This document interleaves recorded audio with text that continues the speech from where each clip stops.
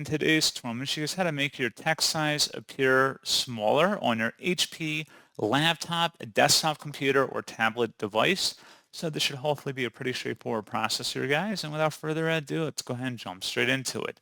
So all you have to do is open up the search menu and type in settings. Best result, you come back with settings. Go ahead and open that up. Select accessibility on the left panel, and then on the right side, select text size near the top. And where it says text size, you can adjust that. Just drag it all the way to the left to make it smaller. And then you would select apply to confirm, and that's all you have to do. So pretty straightforward process on that, guys. And as always, thank you for watching. I do hope that I was able to help you out, and I do look forward to catching you all in the next tutorial. Goodbye.